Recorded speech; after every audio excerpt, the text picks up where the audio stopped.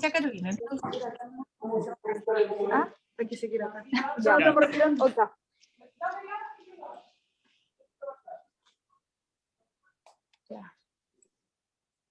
ya, Carolina, entonces nosotros estábamos hablando del SIP, ¿cierto? La limpieza Sí. SIP, y decíamos que BRC nos pide acá, en 4.11, que tengamos esos controles para corroborar que efectivamente no quedan residuos de productos químicos, ¿ya? Esa es la principal preocupación. Por lo tanto, la idea es que se revise el agua al último enjuague, se haga un ATP, etcétera, etcétera. Bueno, ustedes no tienen SIP en la pantalla. No, no tenemos. Ay. Espérate que hay un micrófono abierto. Era el mío, parece. Puede ser el otro. Suena como que están trabajando. Había uno.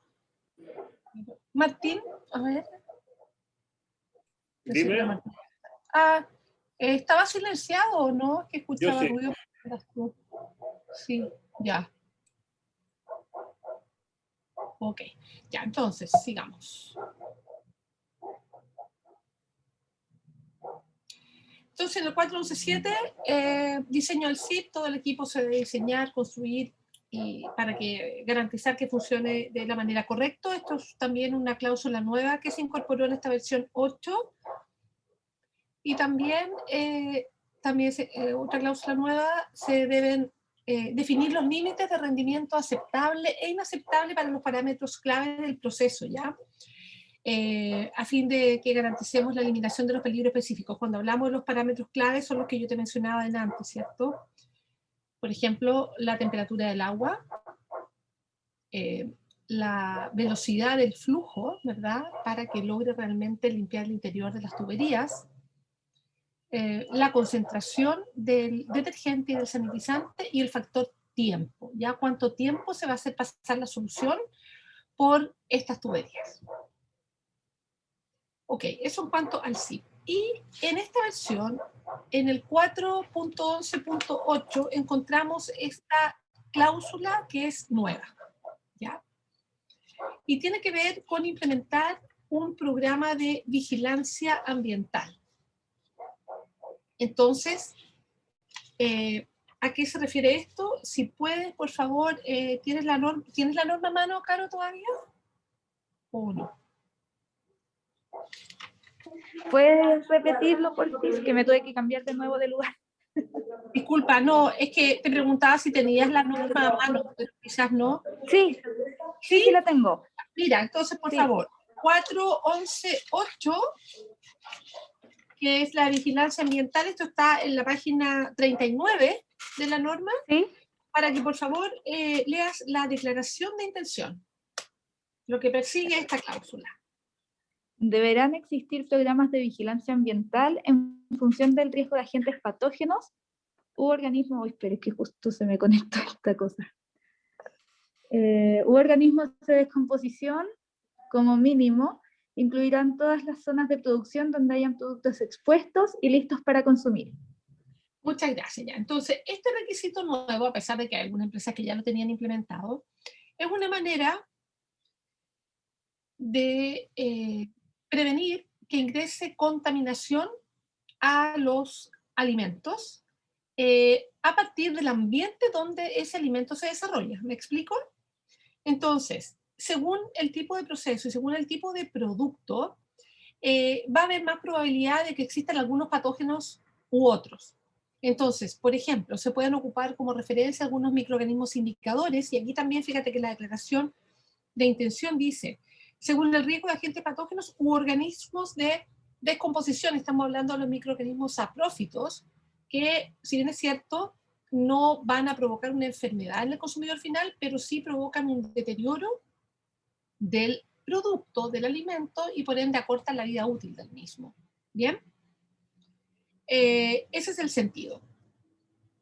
Entonces, como mínimo dice donde existan productos abiertos, ¿ya? Que son los más delicados. Deben existir programas de vigilancia basada en el riesgo incluyendo un protocolo de muestreo, los puntos donde vamos a tomar las muestras, la frecuencia con la que vamos a hacer esa toma de muestras, definir cuáles son los organismos que vamos a monitorear. Bien, entonces aquí es donde tenemos que hacer una revisión microbiológica y ver para mi producto, mi condición de proceso, cuáles son los microorganismos que es más probable que estén presentes. Luego definir... Una Sí, pregunta, Lorena, es que acá dice incluirá todas las zonas de producción donde haya productos expuestos y listos para consumir. En el caso de nosotros, que es carne, que el producto no está listo para consumir, igual hay que tener el programa de vigilancia ambiental. Sí, porque es un producto expuesto, está abierto. Es que como dice y no y o, por eso ahí tenía la duda de... ¿Estás mirando qué cláusula? Es la declaración de la 4.11.8. Es la declaración, claro. Sí. Como mínimo, incluirán todas las zonas de producción donde haya productos expuestos. Ajá. Y listos para consumir. O sea, lo normativo, lo mínimo es eso, productos expuestos. Y también hay empresas, ¿cierto?, que hacen productos listos para el consumo. En tu caso, no hay producto listo para el consumo. No. Pero es producto expuesto. Distinto es, por ejemplo, ¿cierto?, si estamos hablando de leche que va siempre en tuberías, en estanques o en bebidas.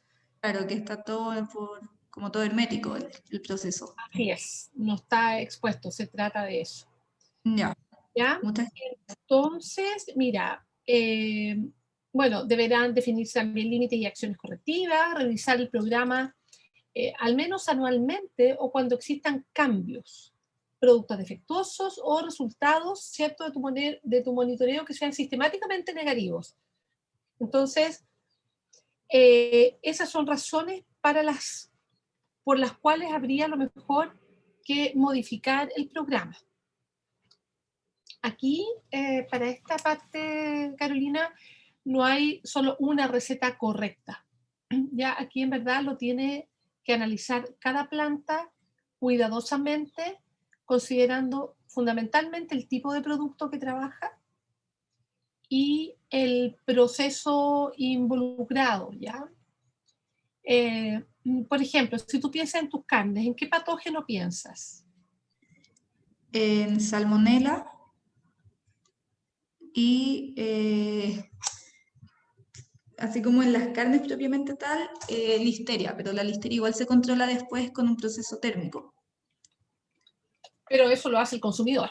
Sí, claro, en el consumidor, no nosotros.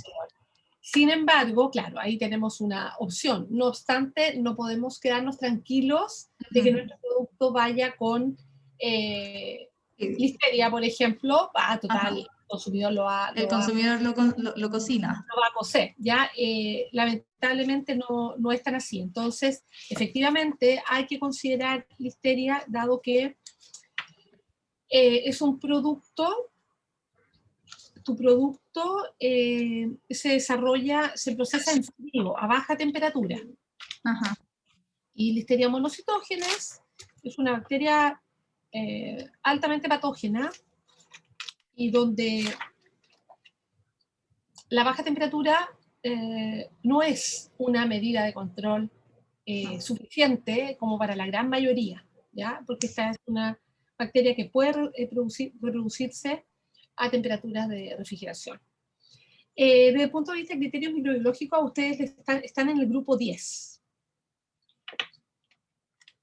¿Cierto? Estoy pensando en el reglamento sanitario, artículo 173, criterio microbiológico. Les toca el 10, carnes y productos cárneos. Ese que nos exige salmonela, bueno, ausencia de salmonela y RAM, máximo 10 elevado a 7. Correcto, ¿cierto? Porque son esos tres, RAM, salmonela, nada más, esos dos, perdón, RAM y salmonela. Y si te fijas, como es una carne cruda, permite el criterio de aceptación es bastante amplio. Dice que de las 5 muestras pueden haber 3 que tengan hasta 10 elevado a 7, o sea, 10 millones de unidades formadoras de colonia por gramo de carne. Sí. Entonces, esto es lo que se debería tomar como base. Ya. Ustedes normalmente las verificaciones de producto deben contrastarlas con este criterio microbiológico porque esto constituye un requisito legal. Entonces ustedes deben procurar, deben cumplir con ese criterio microbiológico que establece la normativa nacional. ¿Verdad? O sea, si mandas a hacer muestra y te sale 10 elevado a 8, aunque sea una, ya está fuera del límite y quiere decir que tienes que revisar el proceso, ¿verdad? Y ver por qué el RAM está tan elevado. Muchas veces, Es donde está la contaminación. claro, eso es porque a veces la limpieza no ha sido la adecuada, a veces hay pérdida de la cadena de frío, pero generalmente va, fíjate, por temas de limpieza o sanitización, ¿ya? Las mismas bandejas de las que estamos hablando. Sí. ¿Ok? Bueno, esta sería como la base. Y de ahí en más, tú puedes considerar con tu equipo todo lo que sea los patógenos potenciales o también los saprófitos, pseudomonas, por ejemplo, que pueden estar presentes acá. Además, hay algunos que son microorganismos indicadores, pero al mismo tiempo son patógenos, como el caso de Escherichia coli, Staphylococcus aureus, donde ahí podríamos pensar en contaminación proveniente de los propios maestros, al caso de ustedes. ¿Ya? Entonces, eso es lo nuevo que viene en este requisito de la limpieza, que es la vigilancia ambiental, este monitoreo ambiental. Para ello hay que sectorizar las áreas, ¿verdad? Con aquellas áreas o sectores o superficies que estén más lejos del producto con respecto a las que estén más cerca del producto y que podrían entonces contaminar incluso de manera indirecta el producto. Y entonces ahí vamos a definir qué microorganismos, dónde vamos a tomar la muestra, con qué frecuencia, cuáles son los resultados que vamos a considerar adecuados. Eso también lo tienen que validar y definir. Y bueno, ir haciendo un seguimiento, ¿verdad?, de los resultados que se están obteniendo. A veces están dentro de lo esperado o no estamos teniendo buenos resultados. Ya, eso en cuanto a, de manera breve, a vigilancia ambiental. Ustedes no tienen implementado esto todavía, ¿verdad? No, estamos trabajando en el programa, eso sí. Súper. Estamos ahí ya determinando las zonas, la frecuencia de muestreo, y qué se va a muestrear de cada zona, etcétera. Trabajando ahí en el análisis de riesgo. Ya, súper, claro, porque es bueno que lo puedan poner en marcha antes de la... Antes, sí. Bien, eso es el 4.11. Bien, pasamos al 4.12, que no tiene cambios con respecto a la versión anterior de la norma. Entonces nos dice, la eliminación de residuos deberá llevarse a cabo con arreglo a la normativa y de manera que se prevenga, su acumulación, el riesgo de contaminación y la atracción de plagas. Entonces, este es un requisito que tiene una cláusula, perdón, que tiene 3 subcláusulas, 412.1, 412.3, y requiere, por supuesto, revisión documental y también revisión en terreno.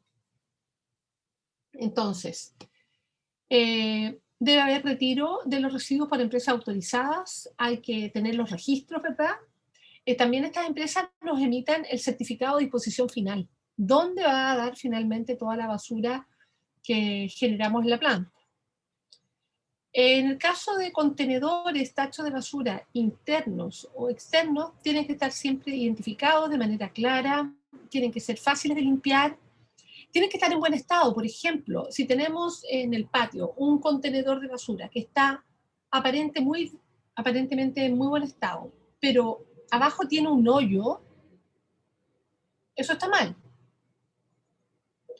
Porque por ahí puede percolar, ¿verdad?, algún residuo orgánico, y lo más importante o lo más grave es que por ahí se puede meter perfectamente un ratón, o muchos, ¿ya? Y ahí tenemos entonces una fuente de alimento para ellos, así que no van a tener ningún interés en irse, ¿ya? Entonces es importante revisar el estado De ahí veamos si se puede reparar o qué, pero hay que conocer el estado de esos tachos de basura.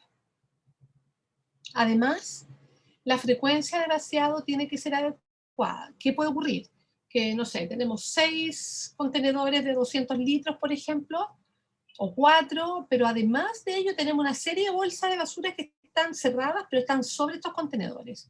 Eso nos indica, ¿verdad?, que a lo mejor el tamaño de los contenedores que estamos ocupando no es el adecuado, o puede ser también una combinación con la frecuencia de retiro de las basuras.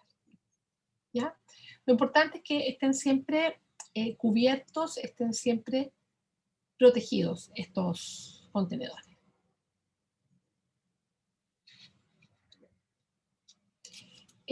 Consulta. En el caso de ustedes, ¿hay algún subproducto de las carnes que ustedes la envíen, la vendan, por ejemplo, a otra empresa?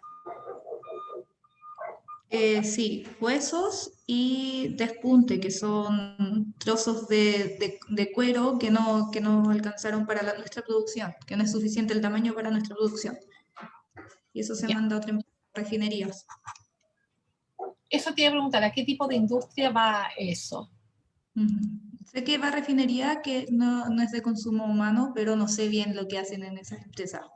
Ya, averigua bien a dónde va tu subproducto. Mira, el 413.3, léelo por favor. Ahí está esa parte. ¿El 412.3 o el 413? Perdón. 412. 3. No, el 413. Es que Ya. me salté, me emocioné y me salté, pero primero al tiro el 413.3, por favor. Los subproductos y los productos excedentes o de calidad inferior, cuyo uso previsto sea la alimentación de animales, deberán separarse de los residuos y protegerse frente a la contaminación durante su almacenamiento.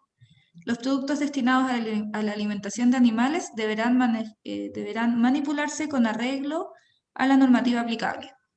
Ya, y por eso lo dejé súper ligado al tema de los derechos, ¿ya? Porque, mira, esto se ha mejorado mucho, pero antes lo que era subproductos y que realmente iban después a otro fin, a veces se trataban como basura, ¿no? Literalmente.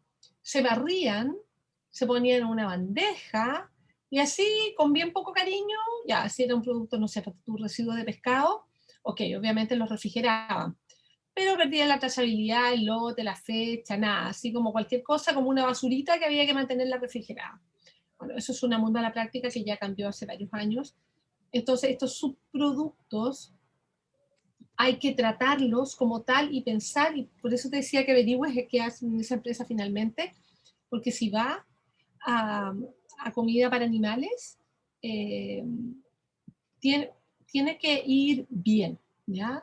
Tiene que tratarse bien. Nosotros, su almacenamiento y su elaboración es tal cual como si fuera un producto de venta para alimento humano, ¿ya? Queda almacenado en la cámara bajo bueno, la bolsa sellada, con su lote correspondiente, fecha de elaboración y de vencimiento, y mantiene en todo momento la temperatura de los dos productos. Así que en ese caso no tendríamos problema.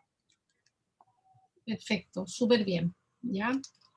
Muy bien, entonces eso era con respecto a los residuos, el 412, y luego viene este 413, ¿ya? Gestión de excedentes de alimentos y productos para alimentación de animales. Deberán existir procesos eficaces para garantizar la inocuidad y la legalidad de los subproductos de la actividad principal de procesado del establecimiento.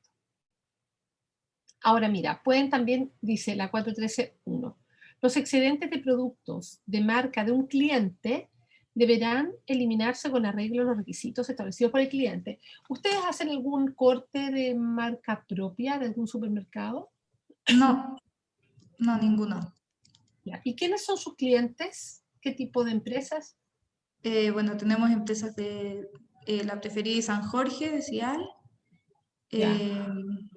Tenemos, bueno, Cecinas Omeñaca, Chuenque y otras Fábricas cecinas. finas. Pero también tenemos de Chillán, las Cecinas de Chillán, Cecinas Victoria, hay distintas, es como una gama bien amplia de ¿Tienen clientes. algún servicio de alimentación que sea cliente? ¿Que le No, vendan cortes grandes? que yo sepa, no. Ya, o sea, son principalmente fábricas de cecina. Sí. Utilizan estas materias primas cárnicas, se hacen sus Ujú. mezclas para Sí. los Y distintos. nosotros lo que hacemos en el fondo es mandarle la mezcla lista y ellos le pondrán sus toques finales, como sus aliños, quizás para las longanizas, cosas así. Ya, perfecto. Claro, entonces mejor para ellos ya comprar la mezcla lista, ellos evitan un proceso, porque normalmente antes llegaban estos trozos de carne, que son los que ustedes tienen, estas piezas, Ujú. y ellos hacían este proceso de la molienda, del picado y la mezcla según cada receta, según cada producto. Ujú. Ya, perfecto. Ya, bueno, no les aplica a ustedes, pero esto es cuando se hace algún producto con marca, que se comercializa, ¿cierto?, con marca de cliente. Ya, eso siempre tiene que ser destruido, ¿verdad?, de manera tal que el envase nadie más lo vaya a ocupar. ¿Ya? Siempre hay que proteger eso. ¿Por qué? Porque lamentablemente eh, hay mal uso. ¿Ya? Por eso es que todos esos productos cárnicos que se eliminan tienen además que deteriorarse, destruirse, ¿cierto?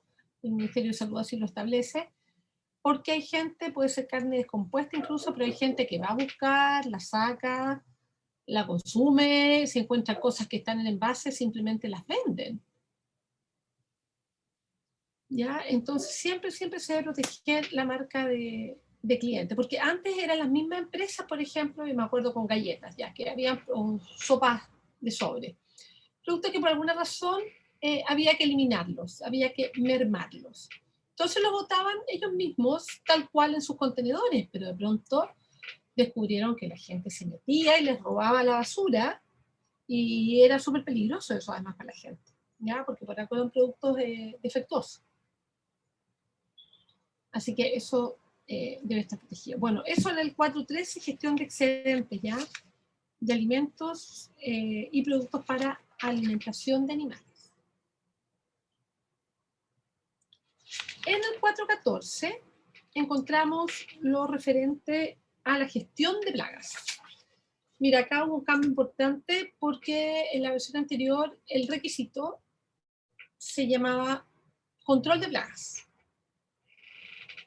Y en verdad debemos hablar de una gestión de plagas o de un manejo integrado de plagas, porque control versus gestión, una buena práctica es detener la plaga antes de que llegue al sitio. Entonces, ¿cuándo hacemos control? Cuando la plaga ya está en nuestra instalación. Todo lo que vemos, como las lámparas PV, ¿verdad?, que atrapan insectos voladores, las trampas pegajosas, trampas de captura viva, unidades de cebo con cebos químicos, todas esas son medidas de control, no de prevención. Ya a veces entendemos, se previene que el ratón... no, ya el ratón llegó y entonces tenemos que atraparlo, hay que matarlo.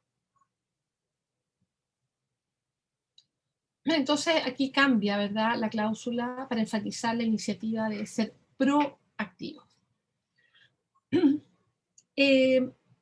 Aquí, bueno, sabemos que estos programas deben cumplir con la legislación vigente. Nosotros acá tenemos legislación al respecto.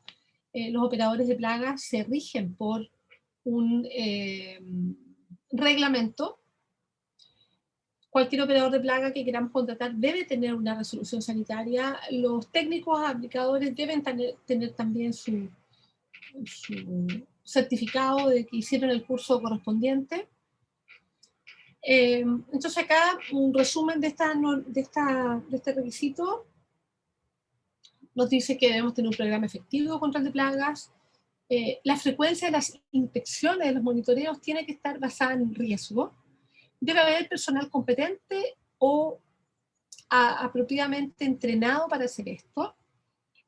Los registros de documentación tienen que mantenerse, ¿verdad?, ya sea de manera electrónica o en papel.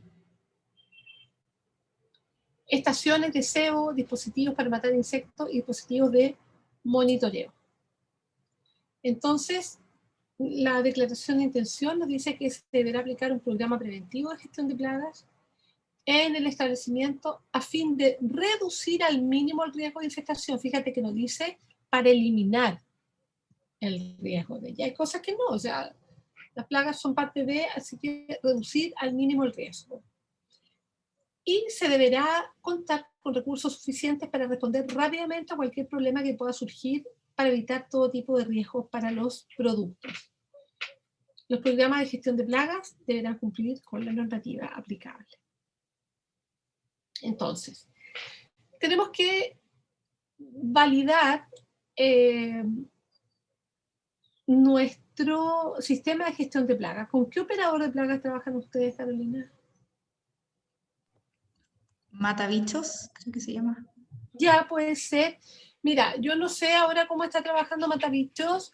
El primero fue Urban Pest, pero ahora hay otras empresas que están haciendo el mismo tipo de trabajo y ellos fueron los primeros. Es súper bueno porque en el fondo está todo en línea y entregan los informes trimestrales listos. Yo no sé si Matabichos te entrega o te da la visita mensual y la recomendación. La verdad a mí no me ha tocado todavía supervisar a matabichos. Ya sé que vienen, creo que una vez al mes a verlas dentro de planta y otra vez a ver todo el perímetro externo. Ya. ¿Ya? No sé si entregará el informe, si entregará algún informe físico, si lo enviará después o si solo dejará recomendaciones, ahí desconozco. Porque aquí hay que procurar eso, o sea, hay que sacar conclusiones, ¿verdad?, de nuestra gestión con respecto a las plagas. Recuerda que en el requisito 1, compromiso a la dirección, veíamos que cada 3 meses, ¿verdad?, se deben revisar, bueno, cumplimiento de objetivos, y entre ellos también está el tema de la revisión del programa de prerequisitos. Bien. Y este es uno del programa de prerequisito, entonces importante revisar la tendencia.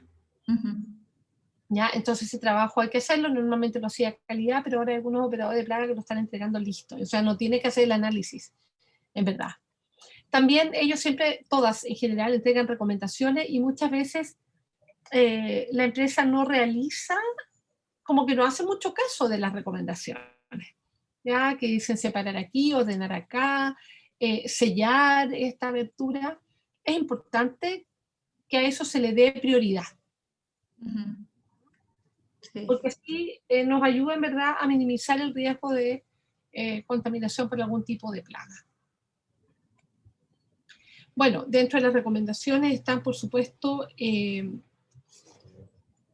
no ingresar alimentos al área productiva porque puede caer por ahí miguitas y eso favorece la atracción de plagas.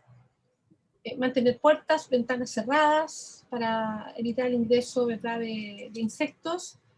Identificar zonas que puedan ser más problemáticas, como podría ser, por ejemplo, el sector donde esté un compactador de basura.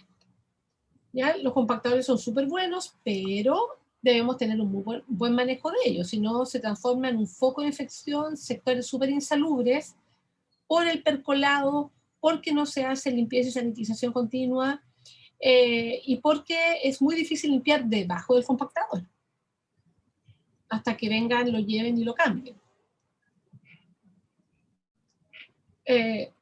Mantener orden y limpieza, informar si hay trampas o lámparas en mal estado. Mira, generalmente siempre hay alguna no conformidad en esto acá en la gestión de plagas. Y a veces es porque justo hay una trampa que no está identificada. O el mapa dice que aquí está la número 12, entonces el auditor va a terreno y flash, justo la 12 no está, y lo peor es que nadie tiene idea dónde está. Y eso es porque de pronto pasó una grúa, justo estaban haciendo un trabajo cerca y la retiraron por mejor, pero después se les olvidó ubicarla de nuevo o no le avisaron a nadie. Bueno, yo creo que ya ahora no, pero también pasa gente que la sacaba y se la llevaba a su casa, porque quiere una trampa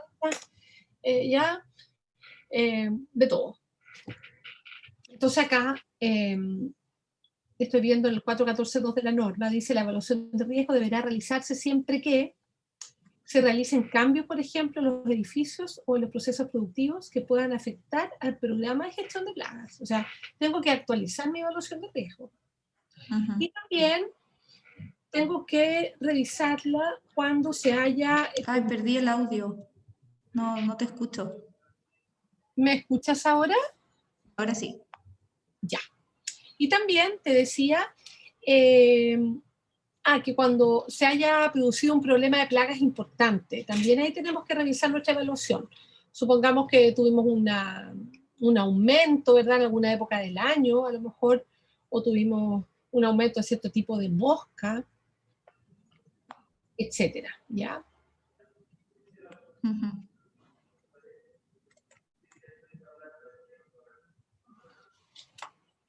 Bueno, en este requisito apareció una cláusula nueva, la 414.7, que dice: el establecimiento deberá disponer de medidas adecuadas para evitar que entren aves en los edificios o que se posen sobre las zonas de carga y descarga.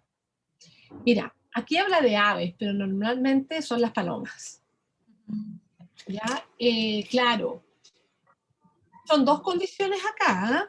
Evitar que entren a los edificios. A mí me ha tocado ver de repente que entran al área productiva, porque justo, claro, estaba la puerta abierta, porque estaban entrando algo, y entró, y cuesta mucho sacarlas a veces. Eso es uno. Y lo otro es que evitar, ¿verdad?, que se posen sobre las zonas de carga y descarga. Estamos hablando de sectores de recepción de materia prima y sector de despacho de producto terminado. ¿Ok? Donde tienden a anidar ahí las palomas, se instalan, ensucian todo, y lo peor es que pueden también afectar el producto. Justo lo van sacando y ¡pups!, deja su recuerdo en la caja, ¿ya? Eso es súper grave que pase, a pesar de que sea el envase secundario o terciario. Sí. Esto nos indica inmediatamente de que las buenas prácticas están fallando. Lo mismo cuando antes se veía también que iba marcado un zapato en la caja, ¿ya? Porque la chutearon. En vez de cargarla, ¡pum!, la empujaron con el pie, le dan una patadita y eso llega a cliente, ¿ya? Eso no puede ser. Es una mala práctica. ¿Ya? Entonces, ya te había comentado el 414.11, tendencia de los resultados de inspección del manejo de plagas, y el 414.12, también considerar la responsabilidad de los empleados. ¿Qué nos dice acá la norma? Los trabajadores deberán saber detectar las señales de actividad de las plagas y ser conscientes de la necesidad de notificar cualquier evidencia de plagas al responsable designado. Normalmente la gente lo hace, porque de pronto llegan hormigas a alguna parte y avisan. ¿Ya? Es raro que no avisen. Si apareció una barata por ahí que son más difíciles de eliminar, también lo comunica. ¿Ok?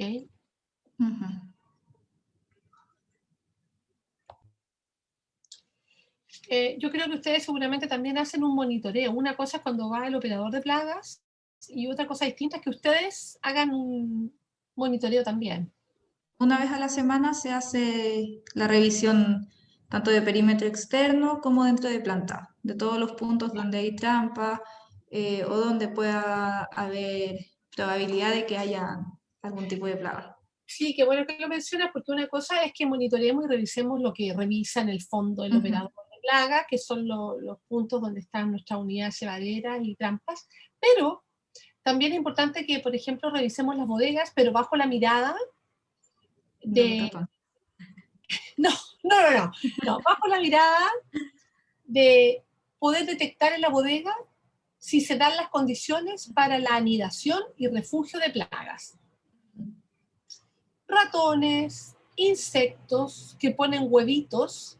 Fíjate que a veces puede, bueno, la planta de ustedes es nueva, así que bien, pero a veces en las paredes, si es que hay paredes de cemento, por ejemplo, por ahí todavía, empiezan a haber orificios, unos orificios chiquititos, y ahí empiezan a anidar.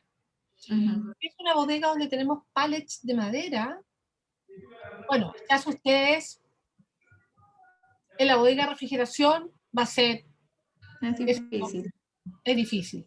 Pero en la bodega de Mm. materiales de envase, por ejemplo, donde tengamos cartón, donde tengamos bolsas, film, etcétera, que son bodegas a temperatura ambiente, ahí podríamos buscar, por ejemplo, fíjate que en la base de los pallets, en las esquinas, tú tienes que mirar bien por debajo.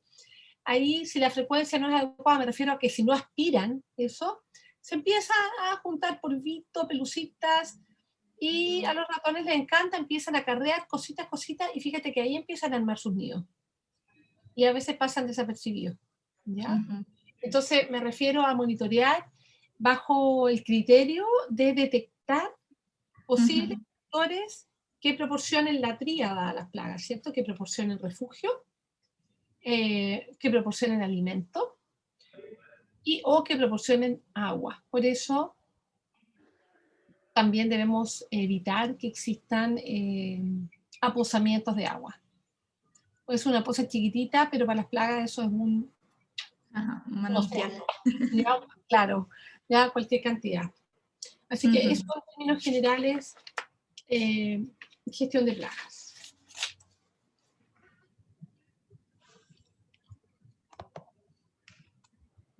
El siguiente es el 4.15.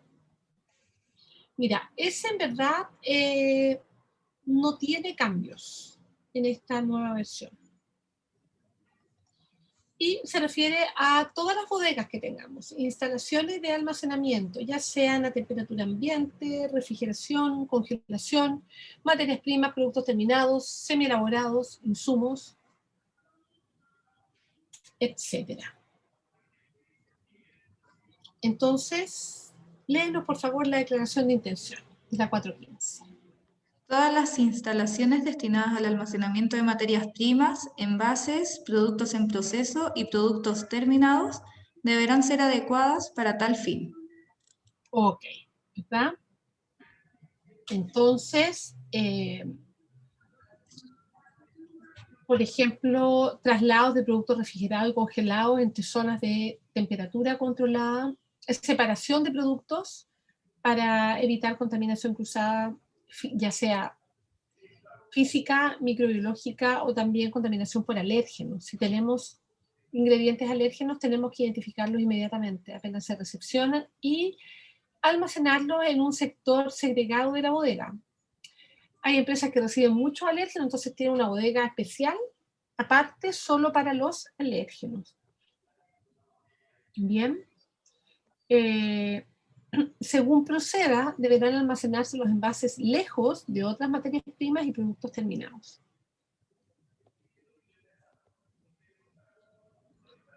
Todas las instalaciones de almacenamiento deberán estar provistas de un equipo de registro de temperatura, dotado de alarmas adecuadas, o bien de un sistema de comprobación manual de temperaturas que deberán ser registradas normalmente cada 4 horas o con una frecuencia que permita intervenir antes de que las temperaturas del producto excedan los límites definidos para garantizar su seguridad, legalidad o calidad. ¿Cada cuánto tiempo ustedes monitorean o cómo es el sistema? No sé, a lo mejor un sistema de monitoreo en línea y te llega, hay un computador donde puedes verlo de todas las cámaras. Es así, hay sensores en línea que nos van diciendo la temperatura y que suena una alarma, se dispara una alarma cuando se está perdiendo el rango de temperatura, ya sea hacia abajo o hacia arriba. ¿Ya? En el caso de la cámara de refrigerado, que no vaya a ser cosa de que empiece a congelar, ¿ya? Entonces se monitorea todo online y los monitores también no tienen que pasar cada una vez en la mañana y una vez en la tarde para corroborar la temperatura en el área. Ya, por ejemplo, el monitor va a una cámara, Ujú. ¿cierto? Y ahí toma la temperatura de un producto con un termómetro, la temperatura ambiente, o solamente lee el visor. No, hay un procedimiento que es para tomar temperatura ambiente y hay otro que es para tomar temperatura de producto. Ya. Y ahí lo hace con un termómetro. Sí, porque el visor se ve en el computador en la oficina ya de arriba. Mm. No tenemos como el visor ese sensor. Claro, no, eso nos permite tener, ¿verdad? En la oficina ahí cómo están funcionando cada una de las cámaras, ya eso es súper Ujú. práctico, y que nos avise. Sin embargo, garantizamos que estamos haciendo un monitoreo adecuado con este control, con el ser humano, ya con este control manual, tanto Sí. para el ambiente de la cámara como para el producto, que finalmente es lo que nos importa. Sí. Bueno, acá también debemos aplicar FIFO, FEFO, LIFO. ¿Ya? En el caso de ustedes ocupan, Por lo general, FIFO, ya lo primero que entra es lo primero que sale, pero puede de repente que llegue materia prima que tiene una vida útil más corta, entonces ahí se ocupa un FEFO. Ya nos vamos preocupando de eso. hay Porque puede que, que haya llegado el martes, pero tiene vida útil más corta del mismo producto que llegó el día lunes, por ejemplo. claro, Entonces ahí, al momento de recepcionar, se le avisa al jefe de producción, este producto llegó con esta fecha, hay que usarlo al tiro. Y se marca especialmente para sacarlo al tiro. ya queda identificado el producto, para que sea Ajá, visible. sí. Si hay alguna etiqueta, use este primero, qué sé yo, para Sí, alertar. ajá, sí. Sí, entonces en ese caso normalmente se privilegia el FEFO con respecto al FIFO, ¿ya? Y es lo lógico. LIFO, el tipo de empresa, ustedes normalmente no ocupa. No, no, ¿Ya? usamos solo FIFO y FEFO. Claro, sí, mira, el LIFO, que es todo lo contrario, ¿cierto?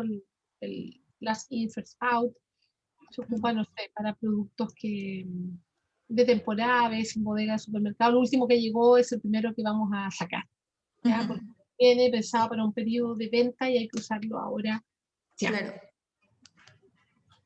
Bien.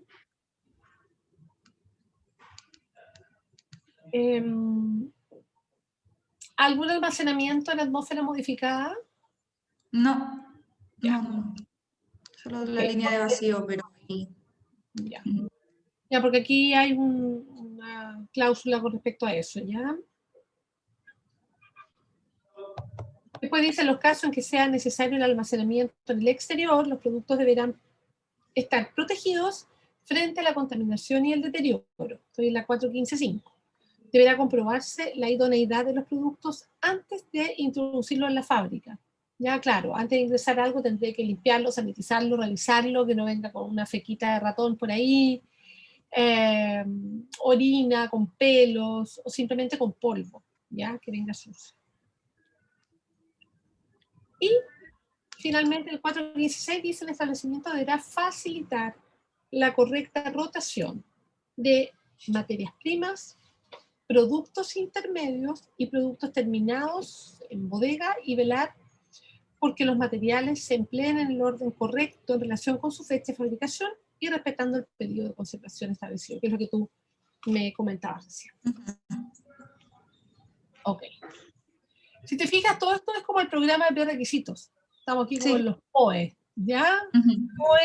POEs teníamos el de limpieza, teníamos el de residuos, POE, el de almacenamiento, y este es el último de este requisito, el 4.16, que se refiere al despacho, ¿ya? Y transporte de los productos. Entonces, esta es la última etapa de nuestro proceso, por lo tanto debemos procurar que los vehículos, ¿verdad?, que van a transportar nuestro producto terminado tengan las mejores condiciones de limpieza, que no tengan olores extraños. En el caso de los productos refrigerados o congelados, aquí es fundamental la temperatura del vehículo antes de iniciar la carga. Mantenimiento y limpieza documentado también.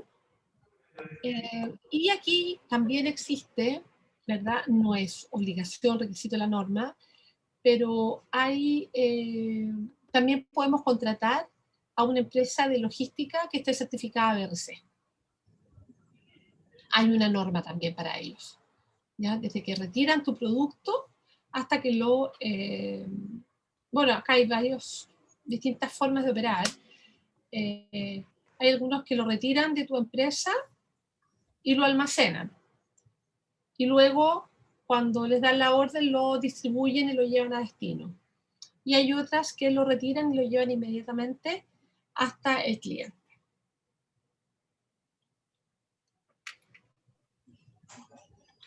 ¿Ya? Entonces aquí también tenemos que hacer una evaluación tanto en terreno y también documental. Por favor, Carolina, léenos la declaración de intención de la 416. Deberán existir procedimientos que garanticen que la gestión de las expediciones y de los vehículos y contenedores utilizados para el transporte de productos desde el establecimiento no presente riesgo alguno para la seguridad física, la inocuidad o la calidad de los productos. Perfecto, ¿ya? Entonces esa es la idea acá, ya que el producto se mantenga protegido hasta el final.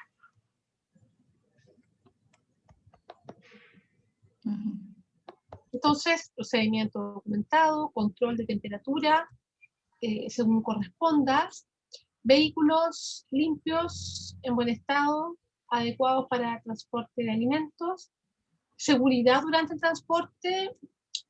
Bueno, acá lamentablemente en Chile está ocurriendo también ese tema de los asaltos. Sí. Oye, los camiones de ustedes, yo creo que es obviamente un servicio externo, ¿cierto? No, está todo internalizado. Tenemos Ya, nuestros camiones, contrataron chofer y todo. Todo ya, interno. ya. Bueno, ustedes son una carga de alto riesgo, ¿cierto? Apetecida Sí. por estas Igual, bandas. ajá. Igual, bueno, si bien han sufrido robos, la manera en que nosotros despachamos los productos igual es complicado para robar, porque de repente son combos de 800 kilos, 900 kilos. Ahí ya, claro, pueden sacar con la mano, pero como para la rapidez no les da para sacar todo el producto. Igual ahí ya no se puede entregar así al cliente, una vez que el camión se abrió, no se puede entregar al cliente el producto. Claro, ¿no? Y ellos en el fondo tienen que robarse el camión, en el fondo. Sí. Para... Sí, lo que pasa es que, bueno, hablaba justo el otro día con la jefa como de Pati de los camiones, y que varias veces les han abierto los camiones y no con la intención de robarles el vehículo, sino que la parte de carga, y se han encontrado que están con huesos, ya, o con cajas vacías que mandamos de repente, y ahí quedan, pues. De repente les va mal. Claro, Ajá, claro, sí. distinto es, claro, porque eso es cierto, es una ventaja para ustedes porque los volúmenes son muy grandes, entonces estamos hablando de Ujú. estos sacos, 800 kilos, entonces no es como cuando va en cajas, en Igual paquetes. mandamos en caja, pero también el pallet en sí también pesa más de 600, 700 kilos. Mm, Y ahí sacan cajas nomás. claro, ahí es sacar cajas nomás. Ok, ya entonces aquí vehículos limpios, adecuados para transporte, seguridad, ahí está durante el transporte, las detenciones, mira, esto de las detenciones tenemos que relacionarlo también con el requisito 4.2 de Food Defense. En el fondo, garantizar que durante, aquí depende, ¿cierto? Si es que el viaje es muy largo, quizás no es para el caso de ustedes, pero muchas veces el conductor se tiene que detener para hacer una pausa, para bajarse a comer, ir al baño, lo que sea. Entonces, ¿qué pasa mientras el camión queda solo? ¿Ya? Por eso normalmente van con sellos. Eh, considerar, ¿verdad?, el riesgo de que pudiese, ¿verdad?, por la mirada del Food Defense, haber una contaminación deliberada mientras el camión está mucho tiempo en espera. Bueno, por eso cuando un camión por alguna razón queda en pana o tienes una detención que no está dentro de lo programado, informan inmediatamente al cliente. ¿Ya? No solamente suscribe, sino que tiene que avisarle. Pasó esto. No solamente por el tema de que va a llegar atrasado al punto de destino, sino que también depende mucho del producto, de lo que lleva. En algunos casos es materia prima, es un insumo, entonces la otra planta está esperando, y en otro caso es producto terminado, y el valor del producto terminado es Ujú. muy alto, ¿ya? Es muy, muy alto. Y Dice si existe transporte contratado, si es externalizado, debe existir contrato con requisitos. Entonces, esto también lo tenemos que relacionar con el 3.5 de proveedores. Gestión de proveedores, hablábamos de los contratos. Aquí también tengo a si es que es externo ya, que no es el caso de ustedes, pero la gran mayoría de días son externos, entonces también tengo que evaluar este proveedor, hacer una evaluación del riesgo y analizar qué impacto tiene en mi proceso, en mi producto, a lo mejor desde el punto de vista de la calidad, inocuidad, legalidad, etc. Bien. Y hasta ahí es el requisito número 4. ¿Qué te ha parecido? Bien, al menos en esto, en el requisito 4, siento que no estamos tan mal. No nos falta tanto. Sí, nos faltan cosas importantes como el programa de monitoreo ambiental y todo eso, pero todo se puede ir trabajando. Sí, sí. Y además es razonable que te haga sentido que casi todo está, son básicamente los prerequisitos. Mira, yo diría, el 4 lo podemos simplificar en 3 grandes miradas. Primero, cumplir con las instalaciones, y eso es el reglamento sanitario de los alimentos. Segundo, cumplir con el programa de prerequisitos, reglamento sanitario de los alimentos, norma técnica 164, como quieras.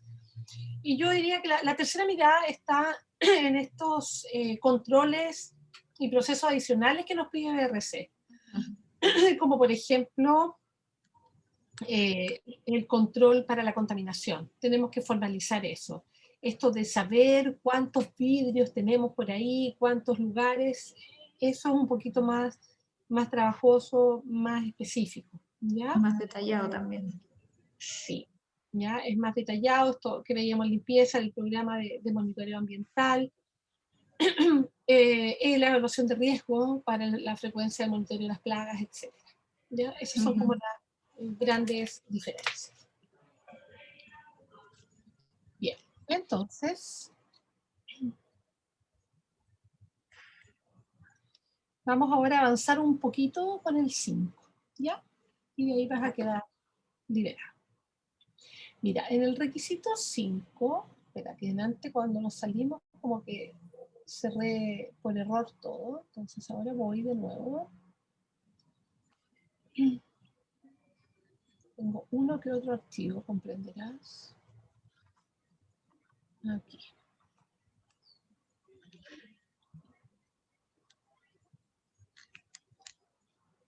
Ya, entonces ahora voy a compartir pantalla.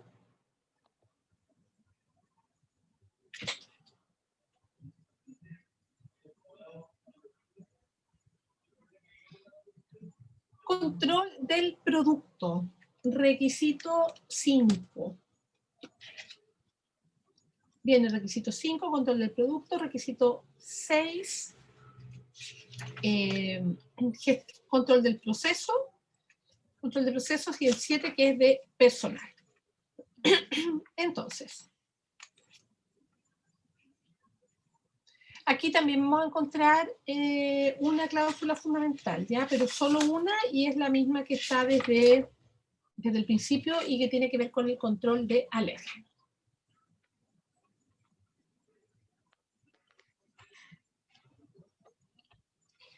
Ya, entonces, el primer requisito acá es el 5.1, que nos habla de diseño y desarrollo de producto.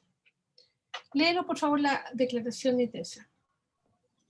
Deberán adoptarse procedimientos de diseño y desarrollo de nuevos productos o procesos, así como de cualquier cambio que se realice en los productos o en los procesos de envasado y fabricación, con el fin de garantizar la producción de productos seguros y legales. Perfecto. Entonces, ¿les aplica esta cláusula a ustedes? Sí, sobre todo ahora con la línea de productos al vacío. Ok. Diseño y desarrollo de producto. Entonces dice que la empresa deberá establecer directrices claras en relación con cualquier tipo de restricción del alcance del desarrollo de nuevos productos para controlar la introducción de peligros inaceptables para el establecimiento o para los clientes. Por ejemplo, la introducción de alérgenos que a lo mejor antes no tenían, introducción de envases de vidrio que antes no tenían, o de algún riesgo microbiológico porque comienzan a trabajar con otra materia prima que antes no hacían. ¿Ya? Entonces, eso es lo primero que establece BRC. Vamos a diseñar nuestro producto, veamos si está dentro de nuestro alcance habitual o, de lo contrario, qué riesgo constituye eso para nosotros. Bien. También dice, todos los productos nuevos y los cambios en la formulación, en el material de envasado o en los métodos de procesado del producto deberán estar formalmente aprobados por el jefe del equipo de HACCP o por un miembro autorizado del comité de HACCP. Con ello se garantizará que se han evaluado los peligros y se han aplicado controles adecuados identificados por medio de HACCP. Esta aprobación deberá concederse previamente a la introducción de los productos en la fábrica. Mira, ¿qué me ha tocado ver a mí? Estoy todavía en el 512, que de pronto quieren diseñar un nuevo producto que es parecido a otro que tienen, por lo tanto como que ya tienen las materias primas, pero de pronto compran un insumo, no sé, manteca, pero no corroboran que esa manteca cumpla realmente y esté en los rangos de lo que se pide en el reglamento sanitario. ¿Ya? Entonces ahí estamos metiendo en un problema además legal. ¿Ya? Sí. Y a veces pasa que cuando no hay un área específica de diseño y desarrollo, esto que lo hace producción, pero se va por las de ellos y después le cuentan al área de calidad. Uso de aditivos, por ejemplo. Tienen que saber si los aditivos están permitidos y saber las concentraciones también, si están permitidas o no. Entonces, ¿ustedes no tienen área de diseño y desarrollo? No. No, ¿cierto? Lo hacen ahí como en conjunto. En conjunto entre producción y calidad. No, de hecho, yo soy la encargada de la línea de vacío del área de calidad. Ya. Ok, entonces yo creo que hay que considerar fundamentalmente aspectos legales, ver a lo mejor este cambio, cómo les influye en la línea que ya están haciendo, etc. El 513 dice, deberán llevarse a cabo ensayos con los equipos de producción cuando sea necesario para validar que la formulación del producto y los procesos de fabricación están en condiciones de producir un producto seguro y de la calidad requerida. Y ahora llegamos al 514, que es una cláusula nueva en este requisito. Dice, pruebas de vida útil documentadas. Se realizarán ensayos para determinar el periodo de conservación inicial del producto utilizando protocolos documentados que reflejen las condiciones esperadas durante los procesos de fabricación, almacenamiento, transporte o distribución, uso y manipulación. Se deberá registrar y conservar los resultados y se deberá informar que se cumplen los criterios microbiológicos, químicos y organolépticos, ¿cierto?, pertinentes. Cuando no sea práctico realizar los ensayos del periodo de conservación antes de comenzar la producción, por ejemplo, en productos de larga duración, deberá presentarse una justificación científica documentada del periodo de conservación asignado. Ya la vida útil entonces del producto documentada, es decir, tiene que haber un respaldo de que se mantienen, se conservan las condiciones, las características organolépticas que habíamos definido para ese producto, el aroma, el aspecto, el color, la humedad, la textura, etcétera, etcétera. Bien, porque claro, decimos, no, este producto no ha perdido la inocuidad, ok, pero sí ha perdido características de calidad. Sí. Hay productos que las galletas, por ejemplo, ¿ya? No te vas a enfermar, pero probablemente. Pero El consumidor tampoco les va a gustar porque está ya rancia quizás el sabor o húmeda, no les va a gustar. Inmediatamente, ¿ya? Entonces, es el todo, ¿ya? La vida útil desde todos los aspectos, microbiológicos, físicos, químicos, el requisito legal y, por supuesto, el órgano legal. ¿Ya? Entonces, deben existir estos controles documentados, ¿ya? De las condiciones esperadas durante la fabricación, almacenamiento y, como decíamos, deberán cumplir con los criterios pertinentes. Ensayos para determinar el periodo de conservación, ¿tiene que ser para cada producto que se saque? Claro. Ya. Claro, para tus nuevos productos, claro, porque ¿qué vas a hacer? Tú vas a tomar como referencia a lo mejor algún otro, ¿cierto? O a veces al revés, porque a veces el requerimiento viene por parte del cliente y dice, yo necesito que esto me dure mínimo 5 días, que no dure menos, o también puede haber otro que diga, por temas de rotación y de venta, no necesito que me dure más de 7 días. Bueno, ¿y qué hacemos para controlar eso? Agregamos aditivos muchas veces, o modificamos o establecemos un formato de envasado, ¿verdad? En atmósfera modificada, o no, la verdad es que para que sea la vida útil mayor, voy a hacerlo al vacío. ¿Ya? Entonces sí, cada producto debe estar respaldado. A lo mejor por temas de costo, primero analizamos algunos, pero finalmente tienes que darle la vuelta a todos. Ya. ¿Ya? Y es importante, fíjate que a veces en los presupuestos para los diseños y desarrollo estas cosas no se consideran. No se consideran las pruebas, los ensayos que hay que hacer en un laboratorio. ¿Y esa documentación tiene que estar realizada por un laboratorio certificado o nos sirve a nosotros nuestro laboratorio interno? Sirve el laboratorio interno. Mira, después vamos a ver bien un tema del laboratorio, ¿ya? Viene un tema del laboratorio, precisamente acá en el requisito 5, inspección de producto y análisis de laboratorio. Puede ser un laboratorio. Ahora quizás es conveniente que para algunas pruebas, Así una contramuestra más o menos. claro, tú mandes a hacer alguna laboratorio externo, pero es para corroborar que los resultados de tu laboratorio son fiables también. ¿Ya? Así que sí, pueden usar, por supuesto. O claro, de repente hay algunas pruebas que tu laboratorio interno no las va a hacer porque no tiene la implementación. Sí. ¿Tienen un procedimiento que hable de diseño y desarrollo? No, se está trabajando en el procedimiento todavía. Sí, porque mira, suele ocurrir que diseño y desarrollo como que no está, pero como que sí, como que lo hacen.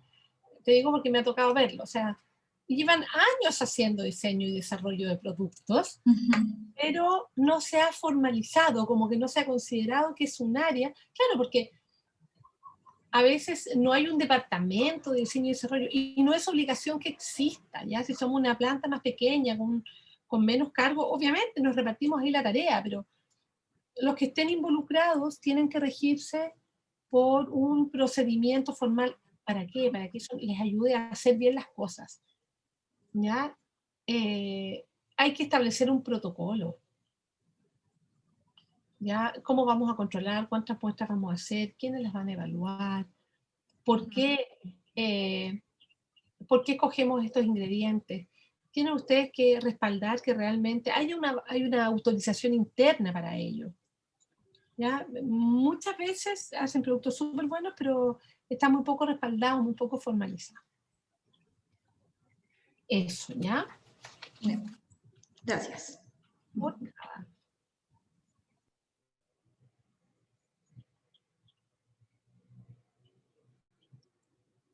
Bien, después pasamos al 5.2, que se refiere al etiquetado del producto. Vamos con la declaración de intención. Léela nomás, Carolina.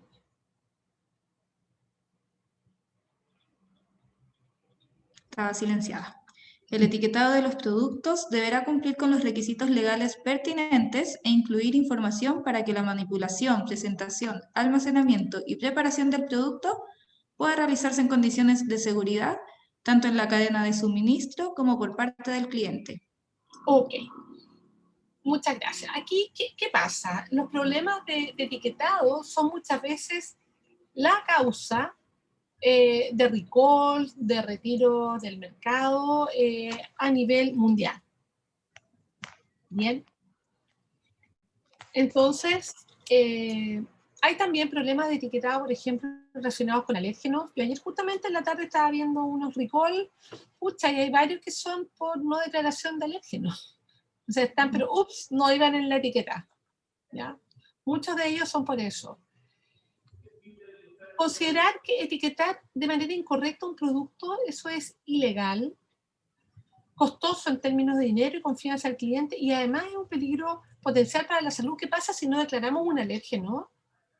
Y hay una persona, un consumidor, que es alérgeno justo a eso que no se declaró. Se puede enfermar. Cumplir con requisito legal dentro de Chile, del país de destino, ya como declaración de los pesos netos, origen del producto, país de origen, en fin, regirse por el etiquetado nutricional. ¿Ya? Entonces dice que la 522 deberán existir procesos eficaces para garantizar que se revise la información del etiquetado cuando se produzca un cambio. Por ejemplo, en la formulación del producto, en las materias primas. A lo mejor un cambio de proveedor de materia prima, de país de origen de materias primas, un cambio en la legislación. Aquí, ¿qué ha pasado? Que a veces hacen cambios en las materias primas, cambian un queso por otro queso, el sabor queda igual, pero resulta que cambia la información nutricional. Sí. Y puede que quede con otro sello el producto. Ah, pero es que era queso, entonces era el mismo queso chanco, entonces no, ¿para qué? Si es lo mismo. No es lo mismo. Para producción puede que sea lo mismo, ¿ya? Pero tiene un impacto en la rotulación del producto. Imagínense si en verdad por ese cambio esto tiene que ir con sello. Ya tenemos 6.000 etiquetas impresas. Lo dejamos así nomás. ¿Ya? No, si nadie se va a dar cuenta, no, pues estamos incumpliendo, sabemos que no lo estamos haciendo bien, y si estamos certificados con esta norma, si el primer día esto nos insta a que tenemos que hacer las cosas bien. Es mandatorio, ¿ya? Eso es lo que hay que transmitir. Y lo nuevo que se incorporó en este requisito, en esta cláusula, esta tiene 5 cláusulas, es la 525, que dice: cuando se incluyen instrucciones de cocinado para garantizar la seguridad del producto, por ejemplo, ¿cierto? Cuando dice hornee a 180 grados por 20 minutos o cocine por 6 minutos por lado, deberán validarse íntegramente estas instrucciones para garantizar que cuando se siguen dichas instrucciones se obtendrá sistemáticamente un producto inocuo listo para consumir. ¿Ya? Entonces tenemos que validar. Entonces, dentro de la validación van a estar, ¿verdad? Por ejemplo, de respaldo los análisis microbiológicos que hayamos hecho de ese producto que fue cocinado siguiendo esas instrucciones. Ya vamos a tener a lo mejor entrevistas o testimonios de que el producto tenía el sabor adecuado, etcétera, etcétera. Pero aquí apunta a proteger la inocuidad. Todos estos preelaborados, semi-horneados, semi-cocinados, hay que considerar eso.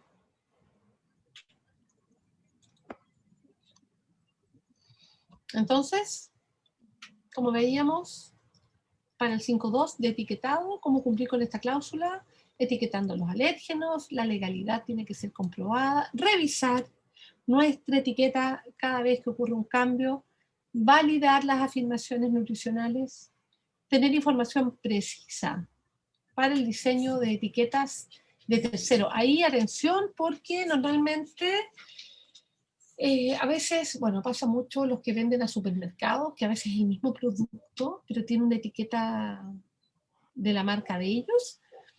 Entonces, es una etiqueta de un tercero, entonces tengo que validar correctamente con este cliente que todo lo que va es lo correcto. Y aquí también considerar al proveedor de la imprenta, el que me hace las etiquetas, porque yo lo he vivido, ¿ah? Hay un arte que está aprobado, está en un PDF, está con las firmas del cliente. Yo no sé qué les pasó de repente en la imprenta. Me tocó ver una oportunidad que era una faja, estas etiquetas largas que se envuelven así en una cajita, y no aparecía la información, no aparecía, por ejemplo, la resolución sanitaria, la dirección del fabricante. ¿Pero por qué? La etiqueta, la faja tenía la dimensión correcta, pero en la mitad del texto de repente se les amplió, agrandaron el tamaño de la fuente. Entonces, el resto de la información no apareció. Justo la Seremi fiscalizó sumario sanitario a la empresa por incumplimiento legal. Claro, no tenía resolución sanitaria, dirección de fabricante. Entonces, miren, por una tontera. Entonces, eso hace que también tengamos que establecer mejores medidas de control de las etiquetas cuando las recepcionamos. ¿Ya? Hay que recepcionarla con respecto al patrón que tengamos. Bueno, y lo que te comentaba, validar las instrucciones de cocción para producir un resultado consistente. Eso es entonces la cláusula nueva en cuanto a etiquetado. ¿Ya? Perfecto. Te propongo que hoy día quedemos hasta acá, avanzando con este 5.2. Mañana partimos con gestión de alérgenos, ¿ya? O sea, gestión de alérgenos, que es la cláusula fundamental. Terminamos de ver el 5, que estos son más cortitos, ¿ya? El 5, el 6 es más cortito todavía, tiene solamente 4 requisitos, y nos vamos a personal. En el caso de ustedes, vamos a ver brevemente el requisito 8, porque no tienen áreas de cuidados especiales, ¿ya? No tiene estas áreas especiales, y el requisito 9 de productos comercializados entiendo que tampoco tiene. ¿Ya? Así que las vamos a mencionar, las vamos a referir solamente. ¿Bien? Ya, súper. ¿Alguna duda? ¿Algo que te haya quedado pendiente?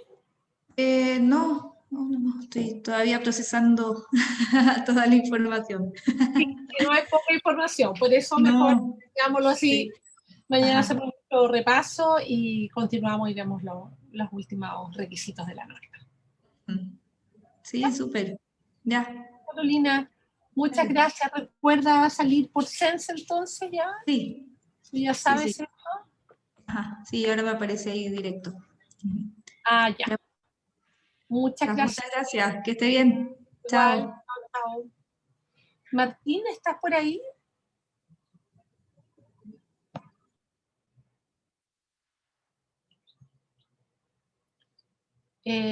Podemos dejar de grabar nomás, Martín.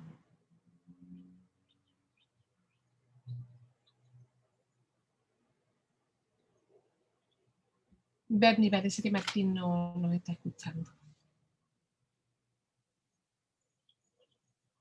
Y tú tampoco.